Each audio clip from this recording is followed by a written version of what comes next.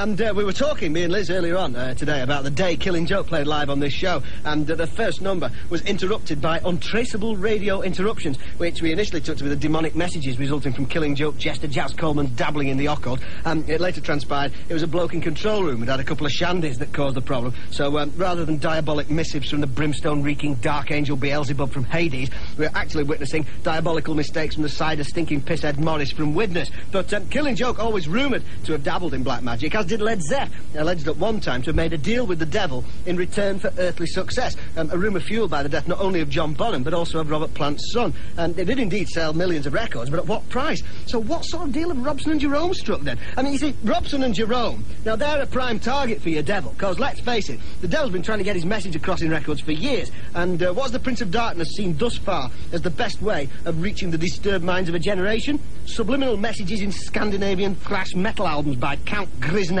and Burzum. Well, brilliant plan, except because the only people who listen to Burzum albums are aging goths who go out burning the odd church in Halifax. So, the devil, checking the Christmas album charts, Robson and Jerome sales 4 million, Burzum sales 3, thinks, that's it, I'll strike a Faustian pact with the singing squaddies. It's obvious, they're a little skinner than a flat-nosed boxer doing karaoke who become big pop stars. The devil plants messages in their triple platinum records to unhinge the minds of a nation, and it is said that if you play Robson and Jerome's I Believe backwards, it still sounds bloody awful. Whoever sent us this fantastic cup and ball, which is a medieval game. We've had it about a year, we didn't know what it was for, did we? I know, we thought they were hats. It is, it's absolutely, it's a brilliant game. That was the new single from Fluffy, which is called Husband. Husband, and it's out on the 29th of this month. Now, obviously, Lard. Are you? Now, you're not usually in on a Monday, are you? No, so, no. Why are you in tonight? Well, what it is, actually, I like Ian's work that much. I just thought I'd best make the effort. And, well, yeah. Catatonia, fantastic, you know. It's because the papers are here. You've heard the advert of the show, haven't you? It's been going out in the day. Because the papers are here and they're doing a big article on us, and that's why you've come in, isn't it? Yeah. Well, I mean, it's not every day the Sunday Sport comes in. No, Page Hospital. It's not the Sunday Sport. What is it? It's the Guardian. The what? The Guardian. Oh, the Guardian, are doing it. It's going to be an eighth of a page. Wow. In a supplement in about a month's time. Fantastic. So, you know, the thing about it is, the Guardian, obviously, like, quite a serious paper. Is it? Yes, it is. It's very serious. So, when it, you know, if you've got any kind of risque gems that you want to get in, I'd get them in now, because we're going to have to clean up the show when he gets here. All right, then. So, have you got anything, any quality material that needs to go now? Because we're after the watershed, not before the Guardian gets here. Hang on a minute, hang on, don't rush me. Arse! Yeah, no, you see, you don't want any of that no. when the Guardian get it. No. And it'll be in about 10:30. Really? Right, So, I mean, you know, you don't need to change the way you speak or anything. No. But anyway. Right, you cancelled Mr. Methane, didn't you? Yeah, and Chubby Brown's on hold. Right, okay then. But, anyway, Ian Mcmillan, Happy New Year. Happy New Year to you. And you're fantastic, our Guardian special. Yes, that's right. He's not here yet, is he? No, he's not here yet. I've got dressed up You say cobblers if you like. Say cobblers now. Cobblers? Yeah, No, that's all the way, but not after half 10, No. because the Guardian. The Guardian. That's the workshop Guardian? No, it's the Manchester Guardian. The Manchester Guardian? What, another local paper? Right, it is another local paper. So, what have you been up to then? You've been in a caravan in Bridlington for the festive season? No, I was great. I sat on the settee for a few days. Yes. Then I moved to the chair. Yes. Then I moved back to the settee and then back to another chair. Yes. Occasionally, I flicked the remote control on the telly. Sometimes, beer was poured down the clack. I had what they call a quiet Christmas, didn't move much. I like that kind of thing, because normally I'm so busy rushing up and down. No, you're not. Well, never lying, get it. Never anywhere in your life. I run for buses and trains. I don't catch them, I run for them, I wave. So it's him, drive on, driver. So I had a nice Christmas. Right. Sat there, did no, nice New Year. And now here I am, and I've got a bulging sack. Right, okay. Tons of stuff.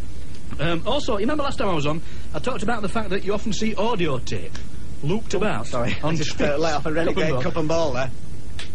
Oh, yes. You often see audio tape, don't you? Strewn about on trees. Remember that? We talked about audio tapes. Unravelled cassettes. Yeah, well, somebody wrote in and said, but what would happen if you got the audio tape that was on the trees and played it back? Oh. What would you get? And it says the sound of captured negative entities. Because we got the Guardian. Hendrix, still the greatest lead guitarist the world has ever known, with the possible exception of the other big two, Eric Slowhand God Clapton and Mark Quick and Shandy Lard Riley. They Hendrix track was Foxy Lady from Are You Experienced 1967, although available on a new costly disc, The Ultimate Experience, featuring all the tracks you pretty much need, remastered for extra clarity, repackaged for extra aesthetics, and repriced for extra profit. All this to mark the fact that Hendrix died 25 years ago this month, the 18th of September, to be precise. Before that, the band will go down in history as having released the first British punk single with New Rose in November 76, The Damned with Love Song from 1979. Well, good morrow, Waking Souls. Tonight, the return of Duglas Stewart, cultural attaché for Scotland and leader of the BMX Bandits. Will Self reading Cock and Bull, the Bedsit Survival Guide. Talking of which, it was today in 1978 that Presley Bishop went home depressed in Littleton, Colorado, presumably fed up because his mum and dad had christened him Presley, for goodness sakes. Americans, eh? So he took to his bed and he stayed there for 3 years, during which time he never cut his hair, beard or fingernails. So he probably wound up looking like John Lennon in his famous 1969 Bed-ins for Peace in Amsterdam and Montreal. So how was that going to work then? War is over because everybody stopped in bed with a nice hot water bottle and their fluffy bunny Jim Jams on. How's that for a NATO initiative? Forget the airstrikes. Let's just live side by side in perfect harmony with electric underblankets and goblin teasmates. And apparently the condition of staying in bed for ages is known as Oblomov syndrome. Oblomov being a Russian factory worker identified by the finest medical brains of a generation as a right bone idle get. Although the most celebrated case of Oblomov syndrome apparently concerns a young Russian woman who came to England in 1932, went down with the flu, called the doctor who told her to get to bed, and he'd call back, and he never did, and she was still in bed 40 years later. I mean, blooming heck, what state must the sheets have been in? I must confess I'm a bit fastidious when it comes to the bedclothes. They get changed every 6 months, whether they need it or not, and even then you find the odd low-life grub nestling in there. Hiya, Mark! That's garbage, and the current... And supply me with a chocolate bar for coming on the show, so to bring my own. Typical. Yeah, on that. Right, yeah, I know, yeah, I had to keep that quiet about me. Right, so what have you been up to then? You were going to do a Brian Wilson gig with Sean O'Hagan from the High Llamas and that, but you were poorly. Yeah, I was stuck in bed with a bad cold, so I couldn't make it down for that. But I watched the documentary and I had lots of fun watching it. I watched it twice in a row. Right, yeah. Now then, Lard, how's it looking out there? Well, we haven't got a security problem yet. Now, what time? 4, 3, 2, 1, 0. 11 o'clock. 11 o'clock. What? Right. What happens at 11 o'clock, Lard? What? I don't know what. Well, it's the waving that you've orchestrated. Oh, yeah, of course it is. From the balcony, right? You coming? Right, you go and look because there's no point. There's going to be nobody there. I'm not willing to go out and be humiliated. No. Right, I'm going to have a look anyway. You're going to have a look out in the corridor, and I'll say that, yeah, go on then. Anyway, Stuart, so, I mean... City. City Drew. City Drew. But, yeah, we're still there. And, I think that means there's a replay on Valentine's Day. Does it? Yeah. So well, that is It's madness out here! Get away with you. Hey, it's gone bonkers! Has it? All right. Hey, come on, Hey, mate. come in, Stuart. Yeah, I'll come with you. Hey, there's some totty there as well, I think. Come on! Right. Here we go. Out onto the fantastic balcony, and there will be nobody there. At least 400. Yes! How many? Snowballs on the window. Bricks at us. 1, 2, 3, 4, 5, 6, 7, 8, 9, 10, 11, 12. Can you confirm this, Stuart? 1, 2, 3, 4, Here we are, 5, hail of 6. snowballs. No, wait a minute, Watch out, here's the snowballs, come. Here is the snowballs on the window. Come on. Great moment in radio. Right, shut up. Yes! Come on, let's have it. Oh, bobbins, that. Absolute bobbins. Fantastic. Are we getting any more? We'll see if we can get another direct target on the window with the snowballs. Come on, you wussies. Come on, let's have You it. wussies. Come on. No. Yeah! There we go, perfect. What a Right. monumental experience. Ha-ha! Fancy a brew. Stuart, you going to go and grab one of them? Yeah, try and find a friendly one. There is a friendly one, but go and get the least vicious one. All right, let me get a jacket. Right, there was 12 of them out there, and what a triumphant scene that was, and it was beautiful, and everybody was in little woolly hats and throwing little, perfectly formed snowballs at the windows of the BBC. Fantastic. It was triumphant. So, what's the aftermath? Have the crowds dispersed now? No, they're all waiting out there for, like, soup and stuff. I mean, I think they were just waiting for the... You know, there's a soup kitchen that's normally down there. But, we've sent that little fellow who's... What's his name? Stuart Maconie. Stuart Maconie. He's gone down to try and get one of them. I see. Yeah. That'll be the first time if he does.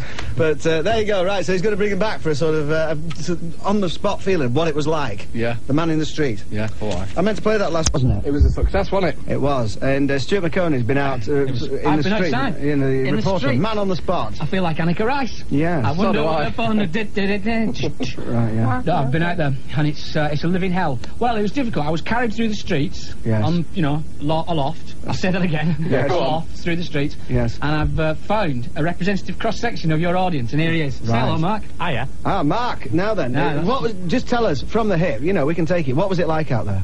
It was immense. It was just like... Yeah. Was it like Woodstock? It was just like Woodstock. Right, It was right. more like Altamont, I thought. And how far had you come? Because I've heard that people have, you know, come a long way for this. All the way from the uni.